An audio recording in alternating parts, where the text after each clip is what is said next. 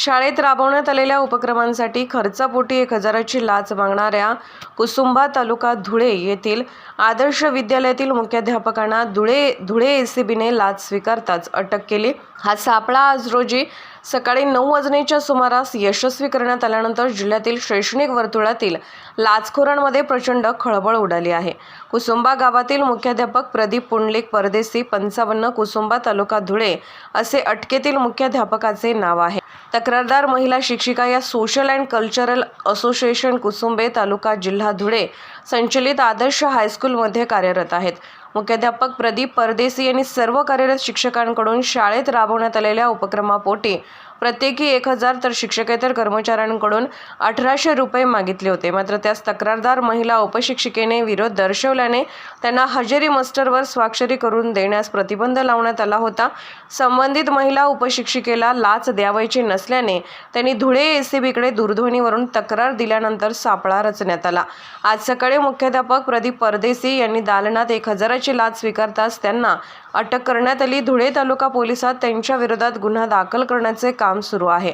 हा सापळा लाचलुचपत प्रतिबंधक धुळे विभागाचे पोलीस उप अधीक्षक अभिषेक पाटील यांच्या मार्गदर्शनाखाली पोलीस निरीक्षक हेमंत बेंडाळे, पोलीस निरीक्षक मनजित सिंग चव्हाण, पोलीस निरीक्षक रुपाली खांडवी तसेच पथकातील राजन कदम, मुकेश अहिरे, मकरंद पाटील, प्रशांत बागोल, संतोष पावरा, प्रवीण मोरे, प्रवीण पाटील, रामदास बारेला, सुधीर मोरे आदींच्या पथकाने यशस्वी केला।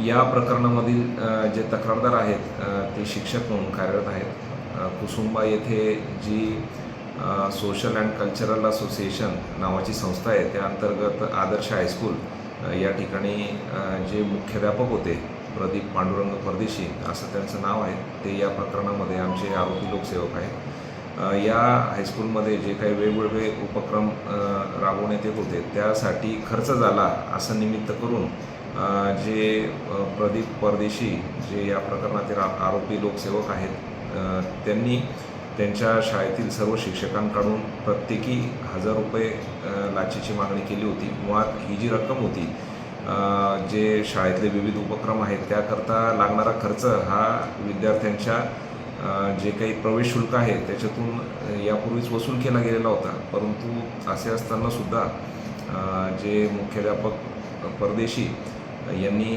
त्यांच्या शाळेतील शिक्षकांकडून प्रत्येकी 1000 रुपये लाचेची मागणी केली होती।